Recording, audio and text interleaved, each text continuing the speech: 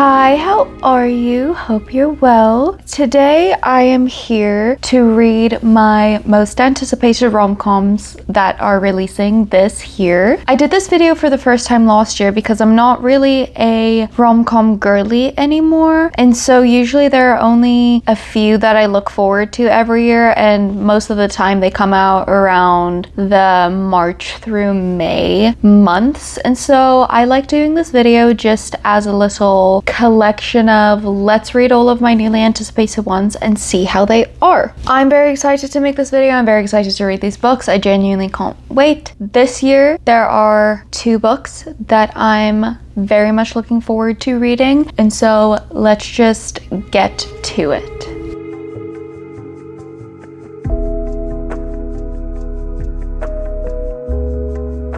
So the first book that I'm reading is Say You'll Remember Me by Abby Jimenez. As we know, I read my first Abby Jimenez last year just for the summer, and since then I've also read Part of Your World and Yours Truly, and I've enjoyed all 3 very, very much, so I'm very excited to read Say You'll Remember Me because I think it's just going to be fantastic. So let's get to it.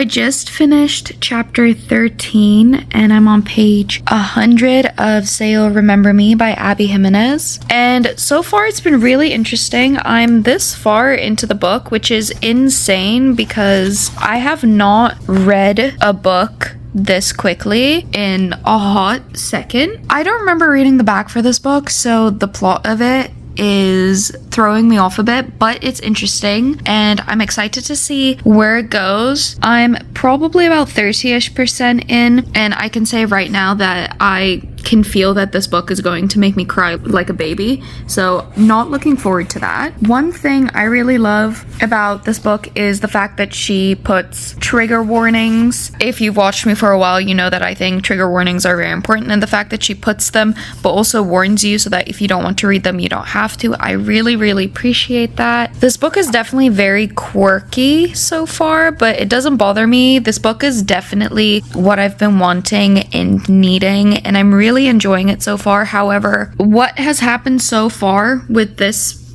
is shocking me, so we'll see. I'm decently into it. I'm hoping that I keep reading it quickly and it doesn't fall off. There's only 353 pages, but I'm excited to see where this goes, but I'm also done reading for the day, so I will check back in with her.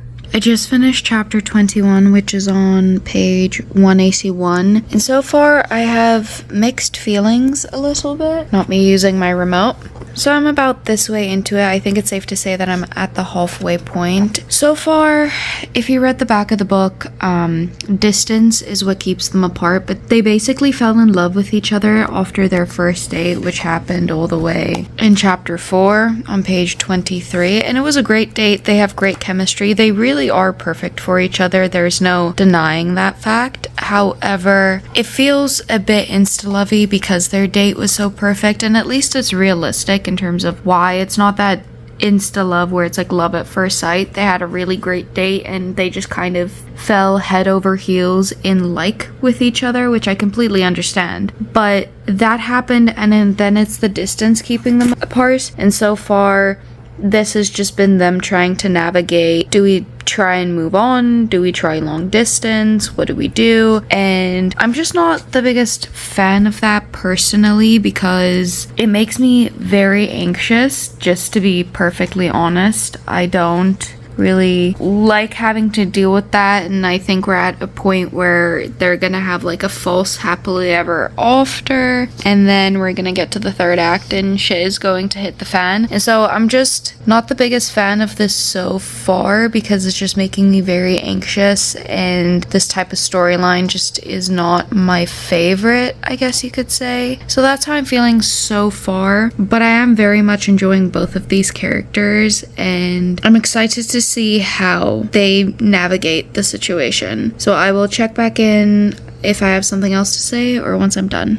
Alright, so clearly I'm a little bit of a liar. I actually have finished the book at this point in filming. I never got around to filming an intro, so I'm sorry for that, but I did actually finish Say You'll Remember Me and very unfortunately I did end up giving it a 1.5 star. I genuinely just didn't click with this book at all. There were a lot of issues for me, and in general, this book was just a flop, in my opinion. I really like Abby Jimenez. Like I said, I've read 3 of her books so far. I really enjoyed them all, especially Yours Truly. That book is so special. And so I know that she is a good writer and she can do good rom-coms. This one just was not it, and it wasn't good, and I'm so sorry to be the bearer of bad news. So first and foremost, this book was very insta-love / insta-lust, which I just really hate. I will give this book props in the sense that if I was forced to read an insta-love or insta-lust book, the way that this one is written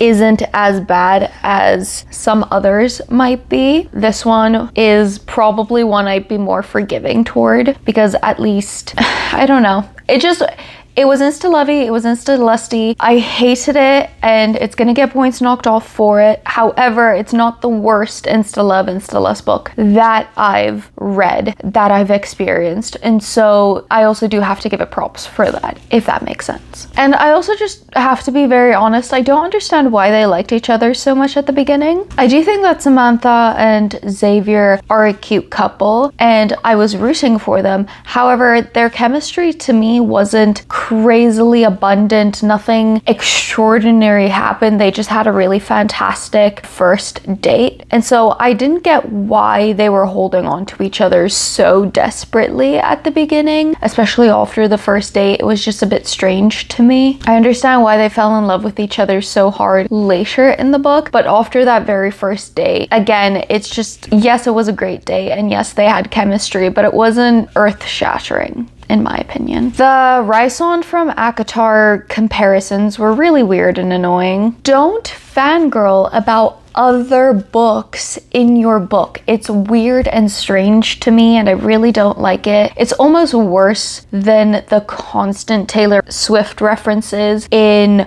every single rom-com ever written, and that is coming from a Swiftie. I absolutely love Taylor Swift. She's always my top number 1 or number 2 artist every single year. It switches between her and Bring Me the Horizon, but I'm a really big fan of her, but it gets very annoying that she's mentioned everywhere all of the time. If I wanted to read about Taylor Swift, I would go read a fanfic. I don't want to read about Taylor Swift, so stop bringing her up. Same thing, the Rhysand from ACOTAR thing, it was weird and uncomfortable, and if you're not familiar, I used to be a SJM fan. I'm not anymore. I'm definitely the type of person that can't really separate the art from the artist a lot of the time, and so I'm just not a fan of hers anymore, and so just having that be brung up just was bad all around for me. I know some people might disagree with me, but I didn't like it. And then to add to that, the book was very chronically online. I didn't mind it too much because a lot of what she was talking about is very current and on topic as of right now when the book is just released and when everybody is reading it and everything. However, I know for a fact that these TikTok and Instagram and meme references are going to date this book come a year from now or even a few months from now. And in general, I just don't think it is ever in a book's favor to be making such on-topic online references unless it's like a non-fiction book or something where it's actually integral to the story. But for this, it was just, well, this is popular right now, so I'm going to talk about it right now. And come a year from now, this book is going to feel very old, even though it's not. And then not to mention, Samantha works in marketing and she's in charge of a mustard company's Instagram. And her posts really aren't that great. We're given some of her captions and things, and they're fine, but they're very like try hard funny. Like, to me, they read like someone trying to be funny for their company, and it just felt like it was trying too hard, and it was very annoying because Xavier would constantly talk about how great they are and how funny she is, even though it's not funny, like, at all. in my opinion. And then probably one of the biggest things that really put me off about this book is this book felt like it was trauma porn 90% of the time. Every single chapter ends with a really dramatic, overly emotional end sentence, kind of reminiscent to The Housemaid 3, where every ending sentence of a chapter is, oh, but can I trust them? This book has that. I'm going to pick random chapters and read the end sentences to prove my point. Chapter 32.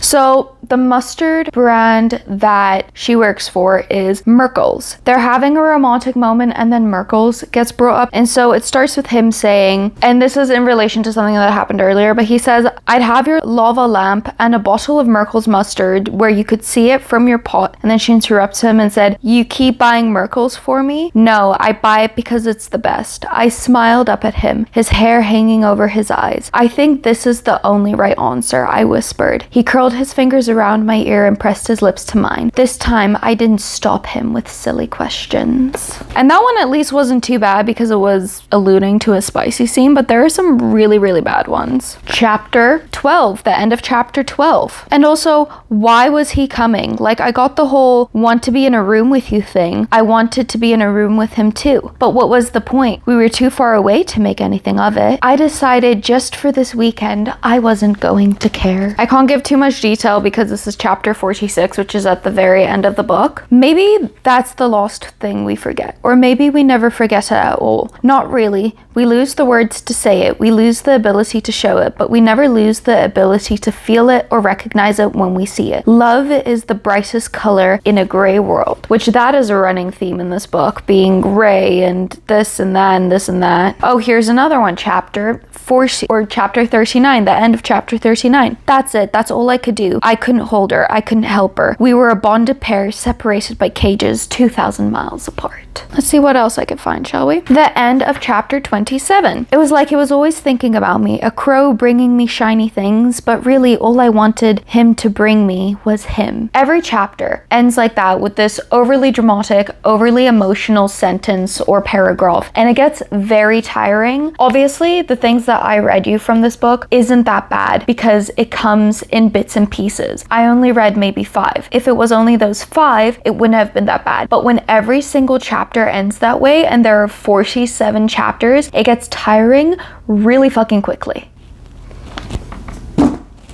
So between all of that, all the dementia things that is happening with her mom, the sudden death of a side character, and his quite dark past, it was too much. This book doesn't feel like it makes you sad because it handles dark topics. It felt like a book that had every single dark topic it could possibly squeeze in there because the goal of this book was to put you into a depressive episode. This book felt like the author wrote it because her only goal was to fuck with your emotions. And I don't like that. I don't like books where the whole point is just the author being like, I'm going to make people sad today. I can handle sad books, I can handle books with dark topics, some of them, but I can. I don't like when an author is like, gonna fuck with some mental health today. I don't like that. I don't think it's right, and I don't think it makes a good book. Her other books were great. Both Part of Your World, Yours Truly, and Just for the Summer. That entire series handled dark topics really well. It made me very emotional. It made me feel, and it felt like there was a point to writing about the topics that she did. And the things that the characters went through, there was a point to it. There was growth. They went through that difficult thing and we went through it with them to watch them come out of the other side a better person. With this book, that was not there. That was just like,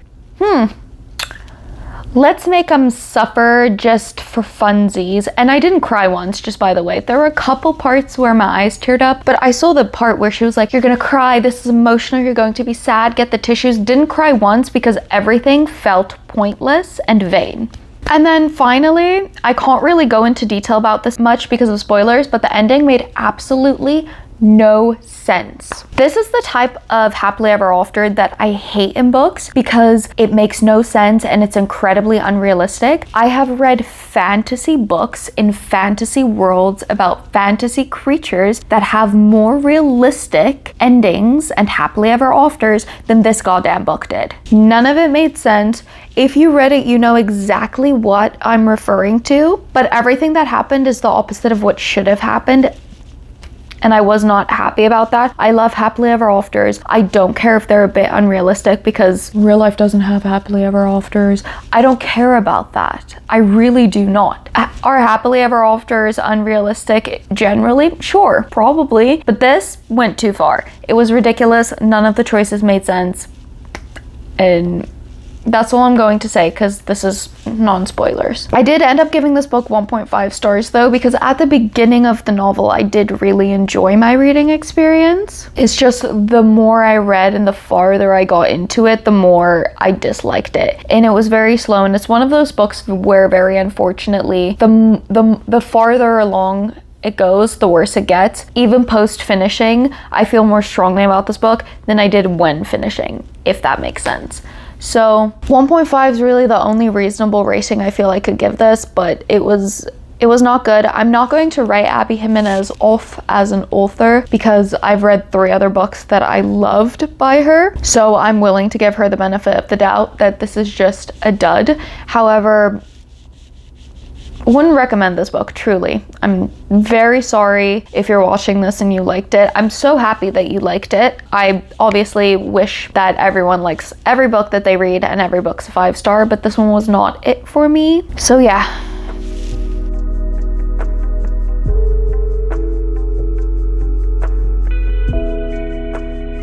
We are on to the next book, and I can't tell you how excited I am for this one. So obviously the next book that we're reading will be Great Big Beautiful Life by Emily Henry. It is not out yet as I'm filming this.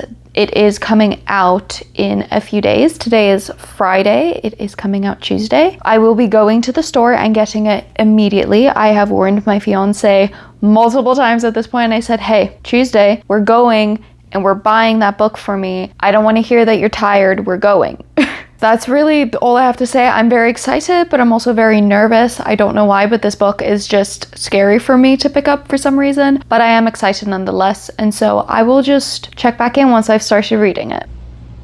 Hi. So I'm quickly checking in because I wanted to show you something. I'm only 5% into the book right now, so really not much to say other than I've enjoyed the first 5%. I'm falling into the book relatively simply, as you would expect with an Emily Henry, but other than that, I really don't have much to say. But what I wanted to say was I ordered the book from my bookstore and asked for in-person pickup. And so when I went, it was really funny because the checkout lady was like, oh, you get a tote. And I was like, I get a tote? I had no idea. And she was telling me the story about how that morning when she clocked into work, they told her to give totes to anyone buying the Emily book. But she didn't know who Emily Henry was or what the new book was, so she didn't click that Great Big Beautiful Life by Emily Henry was the book she was supposed to be giving the tote away for, and it says Emily's Grocery List, so she thought that was the name of the book, so she's been waiting for someone to buy Emily's Grocery List, and only the person directly in front of me in line was the one that informed her, like, oh no, this is the book for the tote. And so she's like, yeah, I'm so happy you came in. You're the second person I'm giving this tote to. I should have been giving this away all day, and I didn't, but I didn't know because they didn't tell me which book. And then she was like, I mean, look at how many books we have in here. How am I supposed to know which one the Emily one is? So I thought that was really funny. All right, so I'm on page 104 of Great Big Beautiful Life, which is about 25% of the way through the book. I'm on chapter 11, and so far I'm really enjoying it. I am feeling that sense of being unable to put it down. every time I do put it down, the only thing I keep thinking of is when can I pick it up next again. I'm completely enthralled, I'm completely unhooked, and it's very lovely feeling this way. I am very much enjoying both Hayden and Alice's characters. I think they have great chemistry. I love that he's grumpy, but he has a personality and he's still unique and interesting. And then I absolutely love how positive and wonderful she is. She's a great main character to follow. And like I said, I think their chemistry is great so far. It's definitely, I'm curious to see how their romance is going to develop. And then in general, I thought that this book would be a lot more emotional than it's been so far. I thought it'd be closer to beach read or happy place, but it's definitely more on the side of funny story to me, which is not a bad thing because I absolutely loved Funny Story and I've been wanting to reread it really badly the last couple of months, but I didn't because I knew this one was coming out. So definitely a good thing. It might get more emotional later on. I obviously don't know. I'm only 25% through the book, but so far not that emotional, which I'm relieved about because not really what I was in the mood for. My only thing so far is that Margaret's plotline is a bit boring to me, but hopefully that gets interesting a bit more later on, and even so, it's interesting enough for me to want to read. It's just not my favorite part of the book, I guess you could say. So, good things all around, very happy, very excited, and I'm very, very much looking forward to continuing on reading it. This weekend we're going to my fiance's dad's house and they have a very lovely pool, so I will be sitting poolside reading this novel and I can't wait. Hi, I don't have anything. Hold on. So I finished Great Big Beautiful Life by Emily Henry and I ended up giving it 3.25 stars. To be perfectly candid, this book was kind of a mindfuck for me and I have no idea where to start with this review. And unfortunately, a lot of my reasonings for liking or disliking it has to do with spoilers, so I'm going to have to be vague about it. I'm sorry. I think I'm just going to start off by being blunt and saying that this book to me was a disappointment and that really, really sucked. The first half of the book, I spent quite bored with Margaret's plotline and the history of it. Quite frankly, I didn't get the point of why we went back that far. And then when I finally figured it out, it felt like it was only really in regards to a certain plot point. Specifically, I think I can mention the plot point that comes back about the hotel. It felt like we went back decades and decades of people just for that plot point, which was a bit wasteful in my opinion. And then the second half of the novel, I spent incredibly bored with Alice and Hayden's relationship. Emily tried to create tension with the whole we can't be together until the audition is over type of thing, but it didn't feel that serious to me because of how they were with each other throughout the entire month, realistically. Like, things happened very quickly with them. And then most of the plot points in regards to their romance, I guessed, including in the epilogue and how the competition was resolved. Like, all of it, I was just like, oh, this is going to happen. Oh, this is going to happen. And then it did. Maybe not exactly how I said it would, but point blank, I said one is going to happen at A, but then one happened at B. And yeah, it didn't happen at A, but it happened. I was still right. You know what I mean? I do like how all of Margaret's history tied in at the end. I thought it was very interesting. I really enjoyed seeing it and how it correlated everything and everyone together. And honestly, the last 30-ish pages of this book ended up saving it for me, and by saving it, I mean it gave it an extra 0.25 stars. One thing I would have loved to see more in general, I would have loved if we just went into more detail with Margaret's life specifically. The first half was spent talking about like her dad and her grandpa and her mom and her aunt. It was not about her, and I would have loved to see more of her, and I would have loved more of a deep dive on her sister and the people moment thing that happened. I don't remember the name, but if you read it, you know exactly what I'm talking about, and if you haven't read it, I'm you don't know what I'm talking about, I'm going to keep it that way because spoilers, but I would have loved to see more of that. It was almost, never mind. And then I also wish we just got more of Cecil as a character. He only shows up maybe 3-4 times in the book, and he was so lovely. I would have just loved to see more of him and had him be more of a prevalent side character. But overall, a lot of this book just did feel very predictable to me, especially in the romance sections of the novel. And I guessed a lot of what was going to happen in terms of the romance. And I'm just so sad that I'm disappointed in how it was written and in the plot itself. When I was describing this novel to my fiance, to me it almost felt like she had two separate book ideas between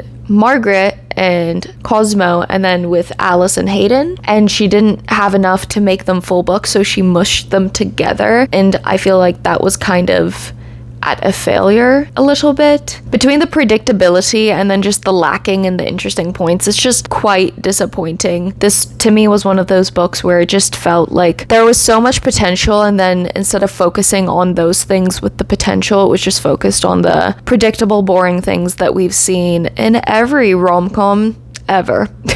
I'm disappointed, but it's not a bad book. I mean, it's an Emily Henry book, so yes, the ending did make me cry. No, I didn't hate it. The writing is still good. It just isn't my favorite, and I don't think I would ever really reread it. However, it's still an Emily Henry book, so you're going to pick it up and you're going to enjoy it. You might just not love it, and that's kind of what happened with me with this round. And that's okay, because I have Funny Story, I have Beach Read, and I do really need to reread Happy Place to solidify if it's actually a 5-star or not. I'm okay with it, it's fine, but it's a disappointment nonetheless. I would love to know your opinions on both Say You'll Remember Me and Great Big Beautiful Life, because my most anticipated rom-coms of this year really seemed to just be a disappointment, and that really, really sucks. One was worse than the other, but both were duds for me, and I hope next year this video goes a lot better,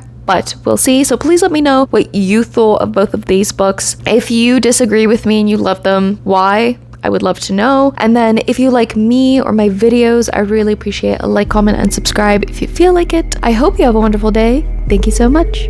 Bye.